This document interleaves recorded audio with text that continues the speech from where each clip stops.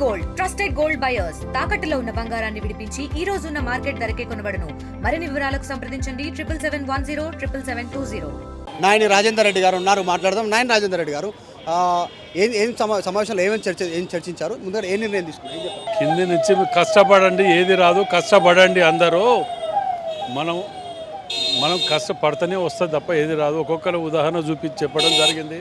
పార్టీని booth level నుంచి ప్రతిష్టం చేయడానికి ప్రతిపక్షాలు ఏమి చేయకుండా మాట్లాడే వాటి మీద తిప్పి ఏ విధంగా ఇచ్చేయాలి, మనం ఏం చేసినామనేది చెప్పుకోవాలి. త్యాగాలు చేసిన కుటుంబాలు, గాంధీ కుటుంబాలు ఇవన్నీ కూడా త్యాగాలు చేసిన కుటుంబం.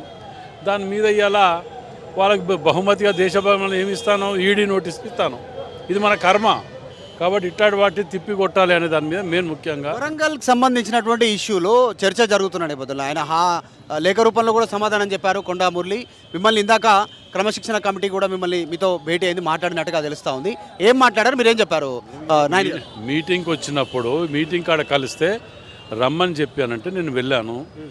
దాన్ని జిల్లా పరిస్థితి గురించి ఏంటిది అనే దాని మీద వీటిని నన్ను కొన్ని అడిగారు, నన్ను వాటి గురించి చెప్పినాను. నేను ఏం అడిగారు, ఏంటి సమస్య? అవన్నీ అంతర్గతంగా మీడియా ముందు చెప్పేటి కావు. ఇంత అంతర్నలుగా ఏవి చిన్న చిన్నవే ఉన్నాయి. అవి వాటన్నిటి నుంచి కూడా మళ్ళీ ఇది అయిపోతుంది. కొండా మురళి క్లెయిమ్ చేస్తూ ఉన్నారు, ఆయన చెప్పిన దాంట్లో కూడా మీ వల్లనే సమస్య ఉందని ఆయన చెప్తా ఉన్నారు, ఆయన వల్ల సమస్య ఉందని మీరు చెప్తా ఉన్నటువంటి పరిస్థితి. అసలు ఎక్కడ ఎందుకు దీనికి ఫుల్ స్టాప్ పడట్లేదు అనుకుంటే మీరేం ఎవరి సమస్య ఉన్నది అనేది అధిష్టానం చూసి చెప్తుంది.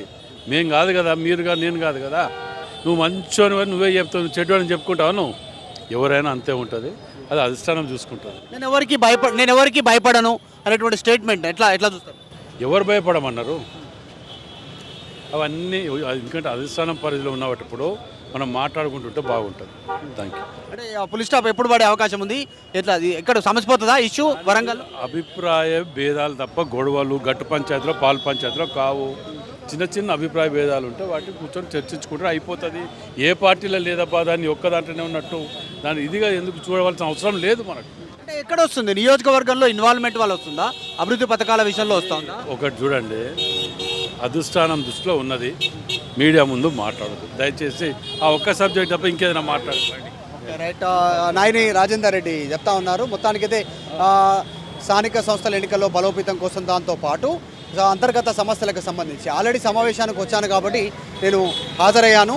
అలాగే క్రమశిక్షణ కమిటీ నన్ను పిలిచింది, అడిగింది, సమాధానం చెప్పాను. అంతర్గతంగా చెప్పడానికి లేదంటున్నారు, కానీ ఎవరికి భయపడేది లేదు అనేటువంటి స్టేట్మెంట్ కూడా నాయని రాజేందర్ రెడ్డి చేస్తూ ఉన్నారు. వీడియో జర్నలిస్ట్ విజయ్తో మధు మల్కేడ్కర్, హైదరాబాద్, గాంధీ భవన్. తెలుగులో న్యూస్ కి ఫాస్టెస్ట్ యాప్ ఇప్పుడు టోటల్లీ న్యూ అవతార్లో జస్ట్ 5 సెకండ్స్ లో కంప్లీట్ న్యూస్. సోషల్ మీడియాలో ట్రెండ్స్ కి one stop solution. Live TV app voice search option తో ఇప్పుడే డౌన్లోడ్ చేయండి లేదా అప్డేట్ అయిపోండి.